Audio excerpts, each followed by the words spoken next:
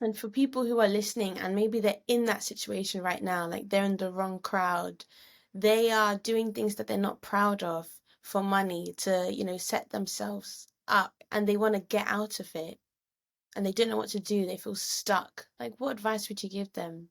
First of all, you're gonna have to take courage. If you're in those type of situations, it's easy to get into it, but I say it's a bit harder to get out.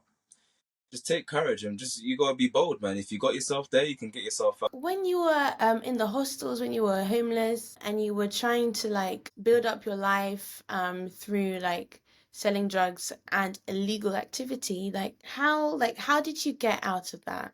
That's one of my friends from the area. He's doing this thing as well. But when I left to go east, he was one of the people. He was telling me, "Nah, you shouldn't. You should come back and everything." But one time, because obviously I got robbed a couple times, and that led me to being in debt. That's when they nearly took my life and all that. So I was in debt, right? And I remember on the phone, he told me, he's like, Shitty, if you got yourself in that position, yeah, I know you're a smart guy, you can get yourself out. And so it's from there. Once you just got from there, you gotta look for ways. There's always gonna be a way out. But you can't let the darkness just overwhelm you because it's easy for that to happen. It's easy to give up, and that's how people end up, being crackheads or giving up on life. You see them homeless on the street, laid out because they gave up. That flame, it caught fire one day, and then one day it was gone. You gotta let that fire keep burning, and you gotta want better for yourself. You need to want better for yourself.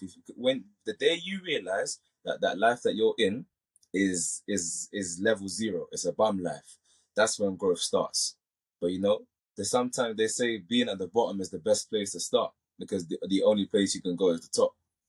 So you want to get out of that, you gotta first of all understand what you're in, and then take courage, man, because it's not gonna be easy. But if you pray, genuinely pray, and your heart is clean, God will deliver you, man. Come on. He's not gonna lack on his children, you know? Amen. Amen. So Chidi, how did you get out of that situation? Me, I simply had to pay off my debts. Yeah, I literally because I got hit the first time and they took about I think it was about 4,000 off me. And so that was already one debt, and I was trying to get that back, right? And then I got hit another time, so then that debt even increased. But pretty much, I just from that day on, I had to be very strict with myself, money wise, how I'm keeping money, and how I'm protecting myself when I leave the house as well, so that I'm not a target anymore. So eventually, I started carrying knives on me every single day. Obviously, yes. Just yeah. So if anything happened, I was ready because all those times that I did get hit, I didn't have anything on me.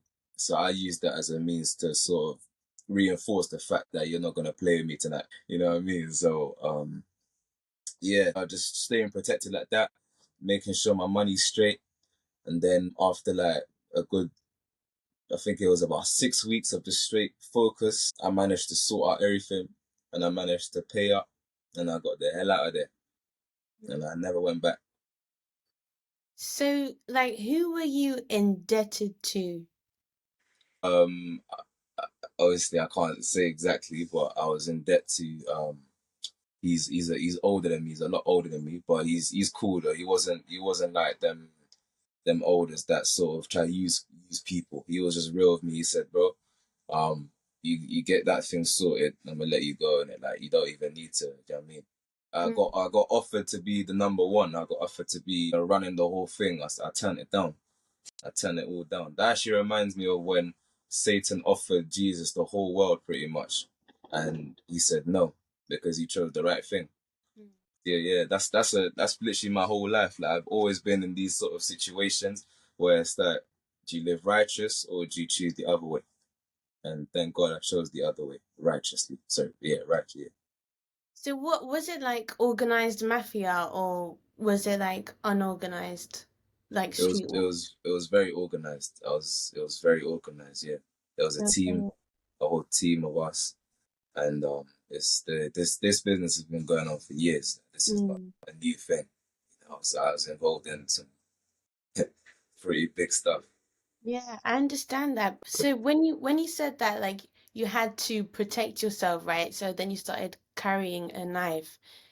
I can also see how, I mean, even though you're doing it to like get yourself out of the situation and to live clean, you know, like the objective is good. I can also see how like carrying that could also like lead you to go into like worse situations. You know, like if you take out your knife and show your knife to the wrong person, they take like they take it the wrong way and then their pride comes up.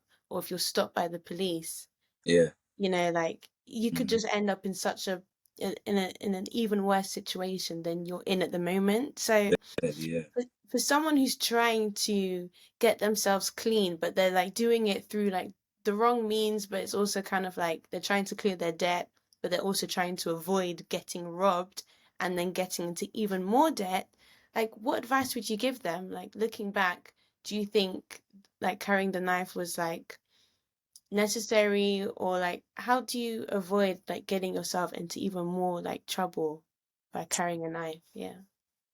Um, you make your bed, you lie in it. So it's a tough one because when you're in it, you're in it. Like there's not much you can do. You gotta back yourself. You know, when you're there, you know, God's not gonna he's not gonna come down with a magical sword and stab all your enemies for you. Like it doesn't work like that. He's gonna give you the courage and he's gonna be there with you and he's gonna prevent things from happening.